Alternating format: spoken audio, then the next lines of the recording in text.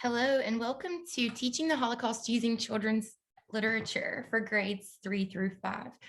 My name is Dr. Sarah Minslow and I'm an assistant professor of children's and young adult literature in the English department at California State University in Los Angeles. I've also provided you with my email address because if you do want to reach out and have any follow-up conversations, I'm happy to do that. So please feel free. I love working with teachers. I have so much respect for the work that you do. It's one of my favorite things is working with and talking to teachers about how to get literature into the hands of young people. So please reach out if you do have any questions or comments. So today I want to talk to you just a little bit about me. First, I started my PhD in Australia at the University of Newcastle and finished up there in 2010. My supervisor was an Aboriginal woman. And so while I was there, I learned a lot about Aboriginal history and colonialization and imperialism and genocidal tactics that have been used. And I looked at the ways in which children's literature during the height of the British Empire really worked to subvert some of the imperial ideologies that were spread throughout the place. And that really took a turn into, after I finished my PhD, working towards a more like human rights focused. And then that led into being asked by the Global Studies Department when I was at the University of North Carolina at Charlotte, if I could develop some cross-listed courses for English and global studies around war and genocide in children's literature. And so that's what I did. I attended the Holocaust Museum in DC's Silberman Seminar in 2012, 2-week intense faculty development. And from there, I developed 4 courses: War and Genocide in Children's Lit, Refugees in Literature and Film, which focuses mostly on young adult and children's literature, Child Soldiers in Conflict, and then an Introduction to Holocaust, Genocide, and Human Rights Studies. I've done multiple teacher training workshops, mostly in North Carolina, but a few in Oregon as well, and some on Zoom for people from across the country. I've also been on the teaching brief editorial board for the International Association for Genocide Scholars, and I'm currently a member of the project team for the 21st Century Literature and the Holocaust, a comparative and multilingual perspective. And our project team is based out of the University of Antwerp in Belgium. So I've pretty much been immersed in Holocaust and genocide education through the lens of children's and young adult literature since 2012. So when I talk about some of these concepts, I like to focus on human rights education more broadly, even though today I will focus more specifically on the Holocaust. But the underlying ideologies of human rights education are global citizenship, coexistence, and transformative action. It's one of the reasons why we teach young people about human rights is so that they understand that they are members in an international community. They develop international awareness. They learn how we're all interdependent, regardless of where we are, so that any global issue, like climate change, for instance, it doesn't just belong to a specific country, it belongs to all of us. And then also coexistence. And so not this push for assimilation or ethnocentrism or you becoming more like the dominant culture to be accepted, but this notion that pluralism and diversity are amazing and that should be celebrated and not tolerated. I hate that word. But that we need to learn more about each other's differences, and that learning from those differences can create more mutual understanding and therefore hopefully social cohesion. And then the third one, the transformative action, is really getting into being able to identify and respond to and interrogate unequal power relations, inequalities, and discriminations that exist, and take action to instigate social change. So all emphasize a commitment to counter injustice wherever in the world it may take place. So when we start talking about introducing Holocaust and genocide education in the K through 5 sector, a lot of it has to do with focusing on these larger concepts around equality and discrimination and prejudice and privilege and oppression and justice. And, some of those more abstract concepts rather than focusing on specifics about a particular genocide. But once students do start to get into the 3rd, 4th, and 5th grade, most educators start to or, the Holocaust Museum and Echoes and Reflections that do a lot of education through the USC Shoah Foundation really start to emphasize specifics related to the Holocaust. So the reasons why we teach about the Holocaust are past-oriented and future-oriented. We want to be sure to educate about our collective histories as a global society, to look at historical events from multiple perspectives, and to really try to understand the complexities of what led to the Holocaust, what happened during the Holocaust, and the lasting effects of the Holocaust. We want to remember, or to never forget, and to honor those who died and the victims of the Holocaust. It's also future oriented, because we want to help prevent future atrocities. And so we hope that when we study the Holocaust, we study ourselves. We really want to encourage young people to examine our responsibilities in an interconnected world where injustice persists on a grand scale. So we study the Holocaust to study our connections to each other. And I'll refer back to that some in some of the books that I'm going to share with you today. So I do want to point out that the Nazis very much knew that young people could be radically socially transformative. And so they targeted young people in their strategies leading up to and during World War II and the Holocaust. So the Nazi Party took over the national curriculum. And so everyone in school from the age of 6 started to use the same curriculum that was written and projected by the Nazi Party, which of course was historically revisionist. So from a perspective of Germany being the victims, and also being destined for great things, and the Aryan race being scientifically superior to all other races. So they had racial hygiene classes. They also started the Hitler Youth, which started in the late 1920s as a voluntary thing, sort of similar to like the Boy Scouts. However, there are narratives of kids who say, but if you didn't join, you were excluded. So there were certain sports clubs you couldn't join, and parks you couldn't go to, and if you weren't part of the Hitler Youth. And by 1933, the Hitler Youth became required for 10-year-olds in all Nazi occupied territories. And they were also using literature, and particularly children's literature, to spread ideologies and negative stereotypes of Jewish people in particular. And this is just one example called The Poisonous Mushroom, which is a terrible, terrible book that compares Jewish people to poisonous mushrooms and puts the onus on the child reader to go out into the forest and find the poisonous mushrooms and destroy them. So, the Nazis very much understood the power of young people and education and literature in their strategy. So we want to also reiterate that literature and education are powerful strategies to combat genocidal, strategies that may lead to genocide. So today I'm going to talk about several different children's and YA books, some of the selection criteria that is in the literature, and then some recommendations of books, and then some reservations. So there's a few books that I have reservations about in introducing to young people. So the most important criteria is historical accuracy. So Elizabeth Baer, scholar, says that we are creating a memory for young people. So young people weren't alive during the Holocaust. Most survivors are dying or have passed on. And so we want to be aware of the fact that we're actually creating a memory of a very important historical event. And therefore, historical accuracy is of utmost importance. And while we don't have to include all of the gory details in every aspect, we definitely don't want to manipulate history just to have a good story or for entertainment value. And we don't want to spread untruths about things that may have happened or did not happen during the Holocaust, because that can lead to what Zohar Shavit has called creating zones of denial, where if somebody learns something when they get older and then they say, well, that's not what I was taught about the Holocaust, then it could contribute to denial in some form.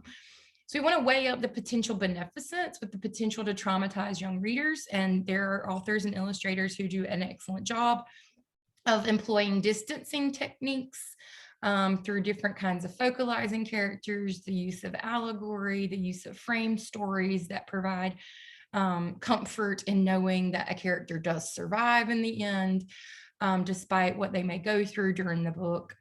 And we can see some of those in some of the books. The quality of the writing and illustration. So again, the books that I'm going to share with you today, I think, are well written, and those that are illustrated are done so in a very well, we're going to call it synergy, the way that the writing interacts with the illustrations. That's an old business term that's kind of out of date now, but in picture books, we call it synergy.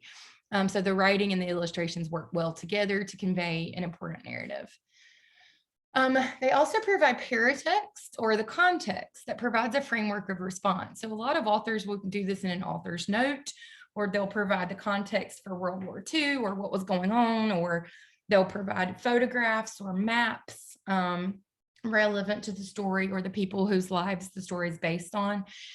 And some of them will even provide kind of a call to action at the end. And so how are readers positioned to respond to the book? Once they've read this book, once they have this knowledge, what are they supposed to do with it? And that provides a strong strategy of connecting learning about the Holocaust to contemporary issues or ongoing legacies of the Holocaust, such as fighting anti-Semitism in its contemporary forms and combating genocide denial and those sorts of things. So we want to consider the perspective from which the story is told to ensure that we're including multiple perspectives and not just one, and which aspects of the Holocaust are included in a book and therefore open for discussion and further lessons. So the Echoes and Reflection Education team encourages a lot of inquiry-based learning, so allowing students to explore different things on their own and do some research and stumble upon new facts. And the teacher's role is to sort of guide them through helping piece these things together and to make a more cohesive narrative of what happened during the Holocaust. Does the book reinforce or challenge negative stereotypes? And then does the book have a hopeful ending? So the golden rule of children's and young adult literature is to leave the child reader with hope. Please note, this does not always mean a happy ending. And especially when we're talking about war and genocide literature, often there are sad endings, but that doesn't mean that they aren't hopeful. So most of the endings are hopeful, even if they're not happy. Some limitations of Holocaust education is the lack, or there's not enough attention paid to the power of language. So the precision of language is so important when talking about genocide and when talking about the Holocaust. So really thinking about, you know, who were the perpetrators? And you can't just say, oh, the German people, because some German people were not Nazis and some German people were active in the resistance, and even Jewish people were German people if they belonged to that was their citizenship or nationality. So it wasn't just Jewish people who were murdered by the Nazis. There were lots of groups of people who were targeted for destruction. So we want to think carefully about the language that we use and be careful with the precision of language. Another example is not to use the term evil, to say that Hitler was evil and that that the world was evil and that was what caused the Holocaust or contributed to it. And this is simply because the word evil conveys this some sort of supernatural force beyond human control. And that's not true. We definitely want to emphasize to young people and to everyone that the Holocaust only occurred because individual people became complicit. They made choices to continue to carry out roles that contributed to the overall genocidal strategy. And so this real emphasis on personal choice and responsibility and complicity are important. We don't want to condense the narrative into one or two stories. So most often when I'm talking with teacher groups, they report using The Diary of a Young Girl by Anne Frank and Night by Elie Wiesel in high school. And these are the two books that most students are exposed to before they finish high school. And so what we would like to happen is for students to get a much broader exposure to different narratives and different perspectives of experiences during the Holocaust.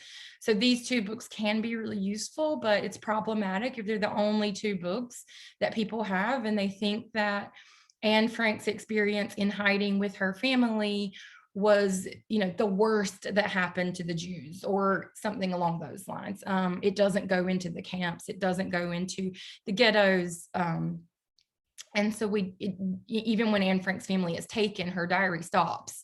So it doesn't go beyond them being in hiding. And then, of course, Night by Elie Wiesel, again, another wonderful book and very useful, but also not the single story of what happened to Jews during the Holocaust. So really trying to broaden the breadth of exposure to different narratives. Sometimes teachers have a tendency to focus solely on hero stories or the rescue narratives. They think that this is good for young people to show, that there were good people trying to do the right thing. And again, while these stories are important, they're not the reality for most people. There were few heroes in the Holocaust compared to the number of victims. And so we can think about heroes, Oskar Schindler, Janis Korzak,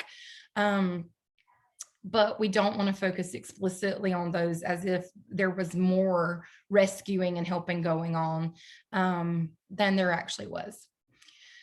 We don't want to create hierarchies of suffering or collapse all suffering into Jewish suffering. So we can look at the different types of suffering. And there's a really interesting article that talks about the ways in which after the Holocaust, German children's literature focused almost exclusively on the suffering of the German people due to the war.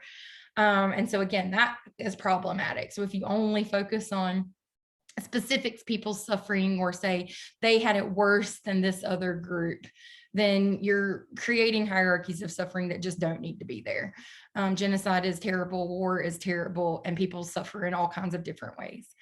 So not including death is not a good idea. People die, and genocide, the Holocaust, millions and millions of people died during World War II and the Holocaust. And so we don't want to attempt to offer simple explanations to complex questions. And kids have really interesting and good questions. I've gone into a few middle schools and talked to young people about genocide in particularly, and they always come up with really insightful questions. And sometimes the only response I can give them is, I don't know. And that's hard, but, to say, how could people allow the government to begin concentrating and imprisoning their own citizens? And I don't know, but we need to look at how that happened and we need to think about that. So fear mongering and the role of media and the press, and that the United States did that to Japanese Americans after Pearl Harbor was bombed. And why do you think that was allowed to happen in our own country? So, really trying to get them to think about these things without just trying to give them a flat, simple explanation. So some of the themes and concepts that often come up that you can focus on are, and I've linked each of these back to those ideologies of human rights education. So the diversity, so exposure to and celebration of differences. And with the K through 2 group, this is what I really would emphasize, is helping young people understand Jewish culture and heritage and the contributions of Jewish people throughout centuries and, thousands of years to the richness of our contemporary, interconnected, pluralistic society. And so really exposing people to differences and helping them understand those, and therefore there's a mutual understanding and less fear, xenophobia, racism, and ethnocentrism. Focusing on racism, discrimination, and dehumanization. So pointing out and being able to recognize methods of discrimination and dehumanization and coming up with ideas for how to respond to those when you see them. Encouraging an empathetic response. Bullying and bystanding, so encouraging an active resistance. And what does that look like? I do want to point out that we need to acknowledge that active resistance is not always possible for everyone in equal measure. So me as a white educated woman, I don't have a problem stepping up to a police officer and telling them that they're violating my human rights. Whereas, you know, a young Black man may not have that sort of option or power behind him for fear of his life. And unfortunately, that is just the society in which we find ourselves at the moment. So when we are talking about resistance, not suggesting that there's only one way to resist, or that everyone has the equal opportunity to resist, or that there aren't consequences for resisting. So if you talk about the White Rose movement, which was started by a group of teenagers in Germany as an underground anti-Nazi resistance movement, I mean, the 3 teenagers who started it were eventually killed by the Nazis. So there are consequences. But if you don't stand up, if you don't resist, there are also consequences. So they're really trying to balance that. The helpers and the heroes, again, encouraging active resistance. How did they help? What did they do? And, you know, the subtle ways and the subversive ways that people help. It's not always that you have to do something super heroic. It might just be hiding some food in a basket and giving it to a person who's starving. And then the emphasis on personal choices and social responsibility. So really helping young people understand complicity and personal choices, and that we're all responsible for taking care of one another, and that we're responsible for our society as a whole, and that we all have personal choices to make in terms of whether or not we become perpetrators, or whether or not we discriminate against others, whether or not we step in and call out discrimination, and become helpers in our own ways. And these are just some of the bigger concepts. Things around identity are really important. And I think as kids start to enter in the 3rd through 5th grade, they're really starting to think about who they are, themselves, their family, their community, their culture.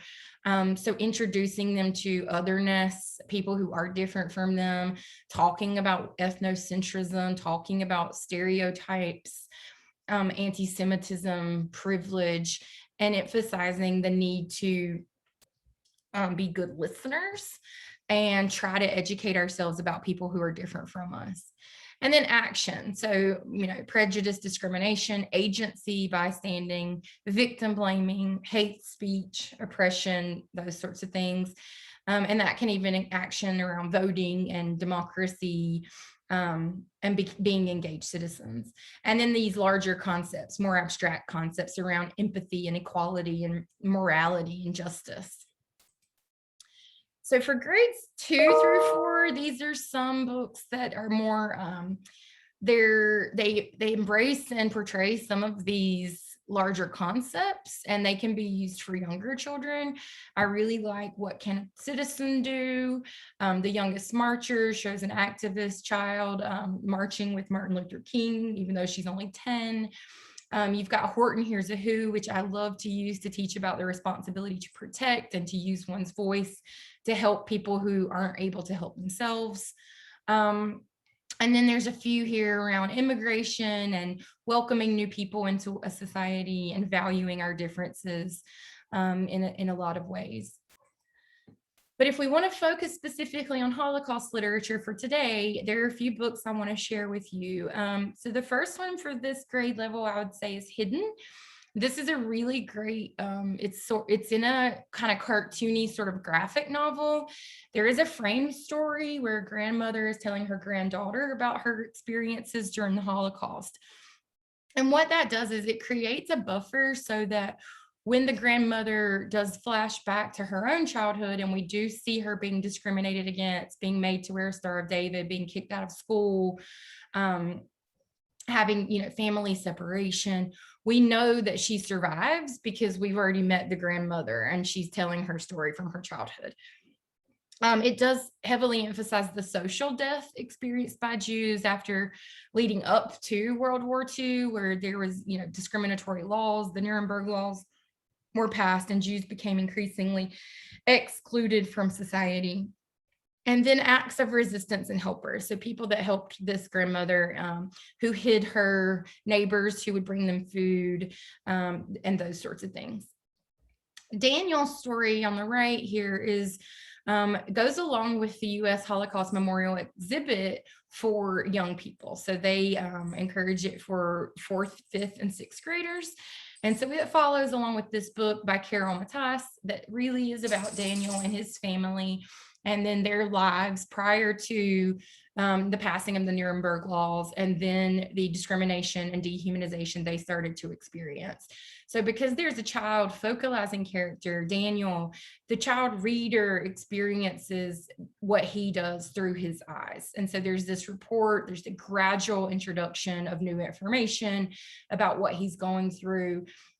So instead of it being dumped on a child all at once, 6 million people, blah, blah, blah, it's, and I don't mean blah, blah, blah, I mean, dumping statistics on them that are just too big for them to fathom. You really get a personalized, humanized story of this one kid and his family, with a heavy emphasis on early persecution and then transportation out of their home and into the ghettos. Rose Blanche is a picture book, but it's one of my favorites to use with young people. It's very somber, but it is based on a girl who is German, and she is always pictured in the middle of the page with a red bow, and she sees soldiers coming into her town, and she starts to follow the trucks because they keep going out into the woods. And she goes into the woods and comes face to face with a concentration camp, and she sees Jewish people, and they're in their striped pajamas and there's barbed wire, and she can tell that they're hungry. So she makes the personal choice to start taking food from her home and taking it out to them. And one day she goes out and the camp has been evacuated. So it's relating to the death marches, and the Russian army is approaching, and there is a shot. And on the next page, even though she's been there the whole time, Rose Blanche is no longer there. And so we can infer that Rose Blanche was shot by the Russian army as they approached, out in the woods, in the forests where it was dark and foggy. But it provides some distancing because we start in first person perspective, and halfway through this book, it switches to third person. So instead of being focalized through Rose Blanche, it provides some distancing for the reader. And then her death isn't described in detail. It has to be inferred. And the only reference is there was a shot. And so if a young person isn't prepared to go into, oh, she must have been shot and killed, then they don't have to. But it is a realistic portrayal. It does end with a hopeful note of the field where she was shot regenerating. And there's some poppies as symbols of memorialization, but this notion of life regeneration after the Holocaust and moving forward, even though there were major losses.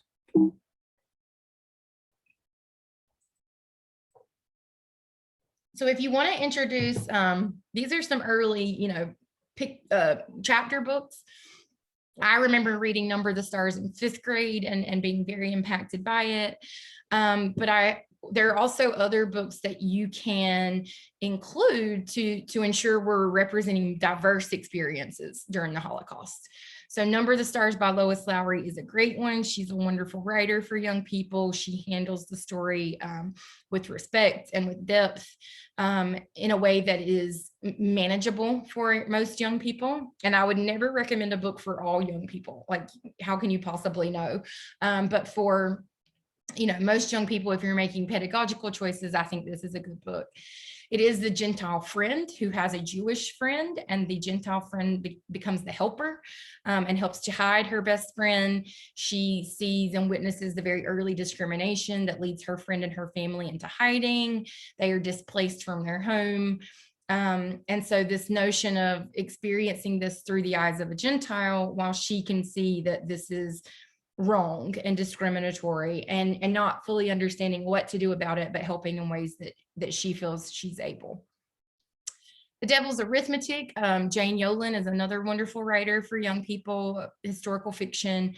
This is a time slip narrative. So again, you have the buffer of knowing it's a grandparent story, but it's the granddaughter slips back into time and finds herself in the Holocaust. She is in the concentration camps. She witnesses Nazi persecution. But because of the time slip structure and the fantasy aspect of it, young readers are, acknowledge that it's not happening to her in real life, although they learn what did happen to real people. The Men from the Other Side by Yuri Orlov and Run Boy Run by Yuri Orlov are both set in Poland, which is where the majority of Jews were killed during the Holocaust. They do feature family separation, extreme anti-Semitism throughout Poland. They do show the Polish resistance and the underground Polish resistance. They do feature the ghettos and life in the ghettos, and then helpers.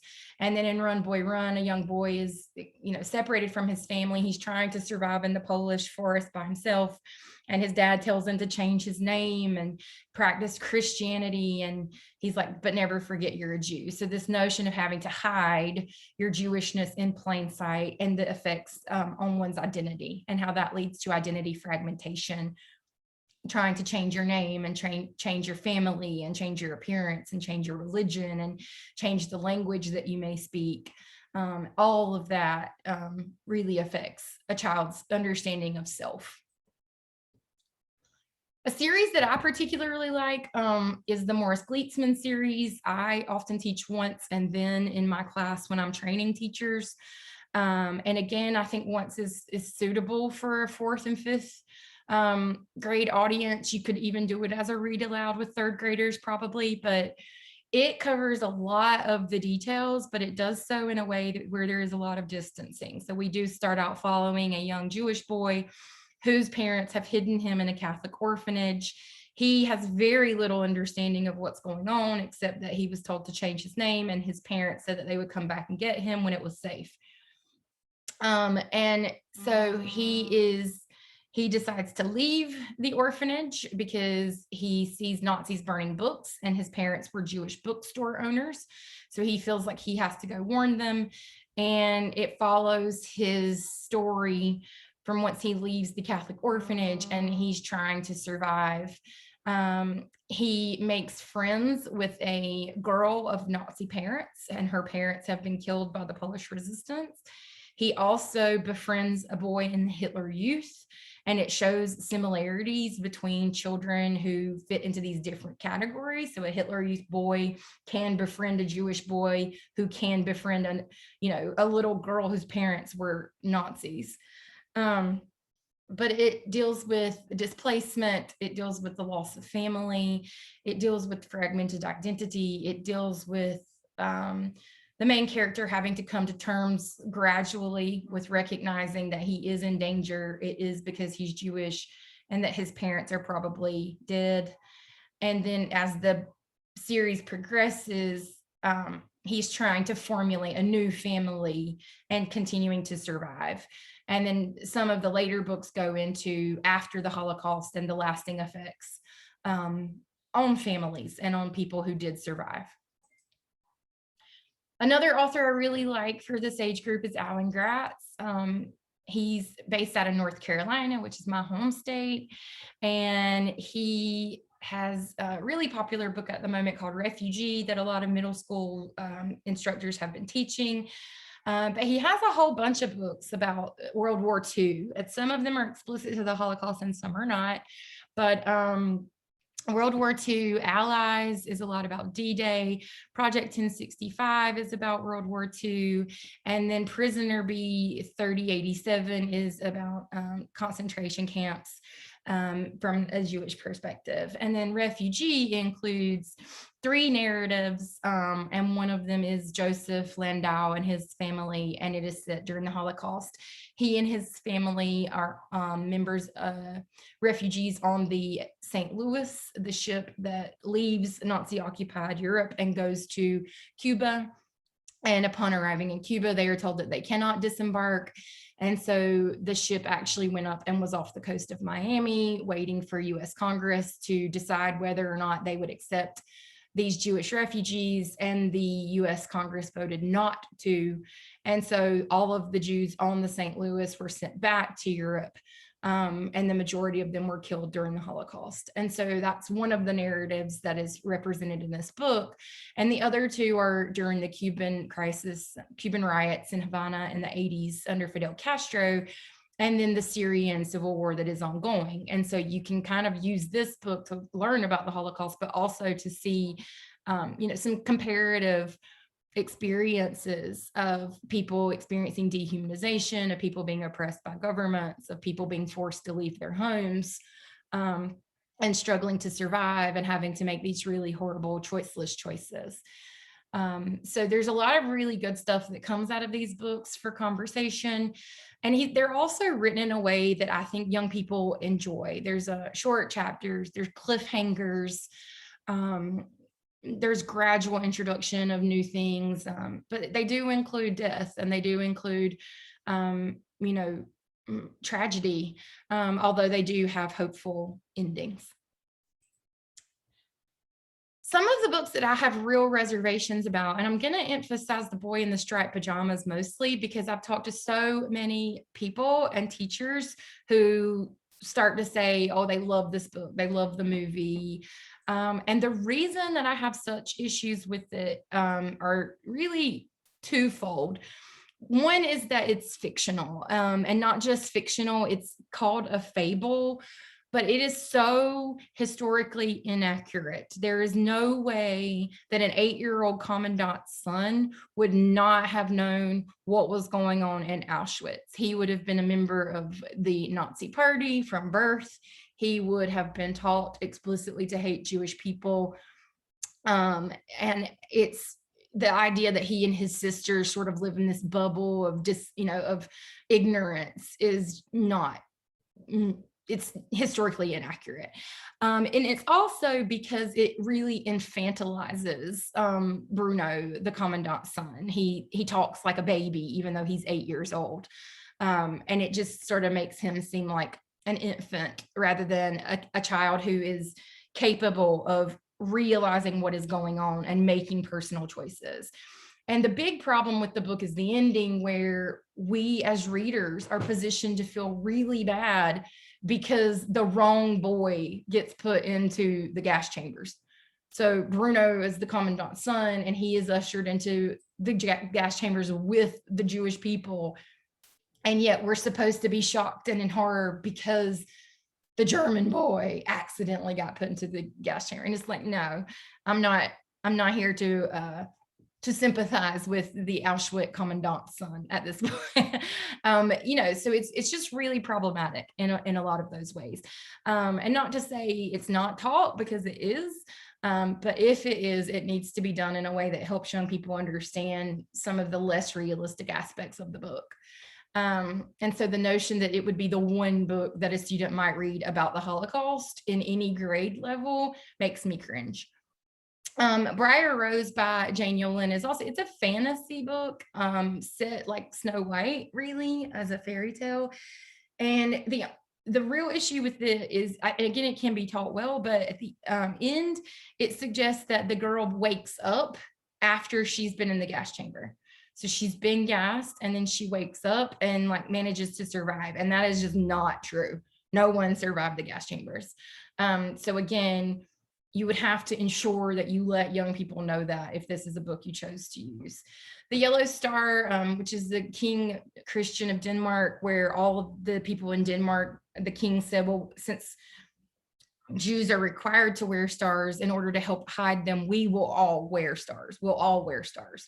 And while that's a great strategy for resistance to the Nazis, it didn't happen. So again, just being aware of what's historically inaccurate.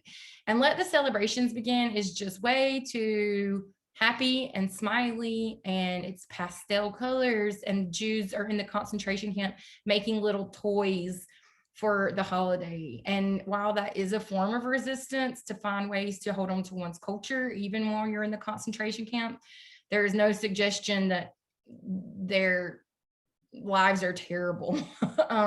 So that's a problem I have with that book. So I put a few different slides here for lesson ideas. I've also put some links to some curriculum units that I've worked with other teachers to create. I think that you can do a lot of really cool stuff with how to non-violently but firmly confront discrimination and bullying.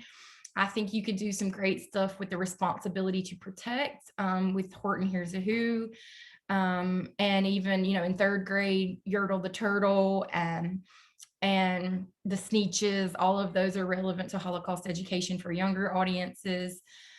empathy mapping. So, what did this character see? What did they hear? What did they think? And therefore, what did they do? And really trying to get into understanding things from different people's perspectives.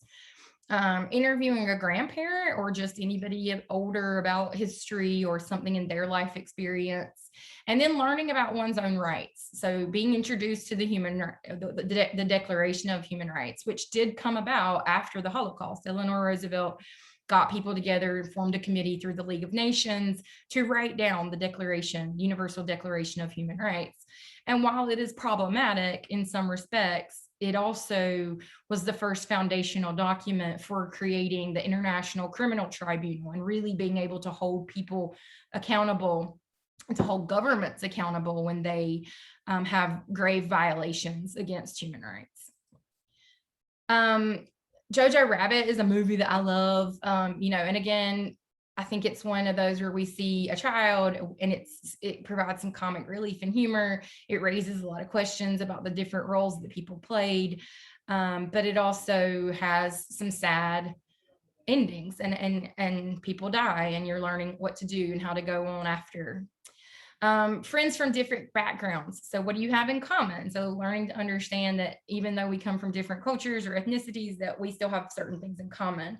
Helping those in need. So maybe a service learning project. Having a Holocaust survivor come and talk.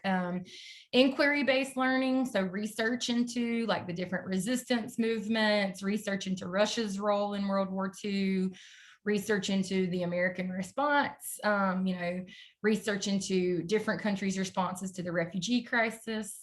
And then there's some ideas around white privilege and racism and invisibility of minorities and that sort of thing. And then sort of learning more about differences, resistance movements, comparative genocide. So you could build on some of these books with other books about different genocides. So I've included a list of those in just a few minutes on another slide. Begin learning about the United Nations and the role that they play in international treaties and trying to ensure human rights. And creating a book trailer. So this one's fun if you want your kids to use technology where they can try to create their own trailer, like a short movie clip for one of the books that they read, and why did they highlight certain parts of it. And there are some computer games and activities. There's one from the BBC called The Syrian Journey, where you choose your own escape route. And for older kids, trying to figure out, would you go across the sea or across land, and different things. And then I've included a lesson plan for refugee. That one is intended for 5th grade. So other books that I recommend for this age group that kind of go into different wars and genocides or different aspects of World War II. A Long Walk to Water is often taught in 4th grade. Inside Out and Back Again, about a refugee family from Vietnam. A Million Shades of Grey is also Vietnam War. Code Talker is about the Native Americans, the Navajo, who helped decode Nazi signals during World War II, and so the roles that Native Americans played in helping the Allies win. The Seeds of American trilogy by Laurie Halse Anderson is really good. It's set in the Revolutionary War, but it highlights the role of slavery even during the Revolutionary War. It's really good in terms of helping explore slavery and the different forms of slavery that we've had in America throughout our whole history. The Day of the Pelican is more about, it's Catherine Patterson, who also did Bridge to Terabithia, and it is more about the Kosovar Albanian family during the Kosovo and then the Bosnian genocides and the breaking up of the Balkans. And then Year of the Jungle is Suzanne Collins, who did The Hunger Games, a picture book about her when her father was sent to Vietnam.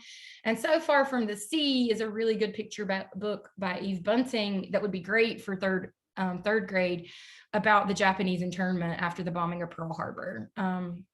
And so there's a lot of really good books available for you. So that's all I really have time for today. I hope that you found this useful and enlightening. I have put links to existing resources for you and some further resources with with different ideas for Holocaust education. And if you do have any questions, comments, want to set up a time for us to Zoom and brainstorm and chat, I'd be happy to do that. So I appreciate me being able to come and do this presentation for you all. And thank you so much for the work you do to educate our youth about these really important topics. And if there's anything I can do to support you further, please let me know. Thank you.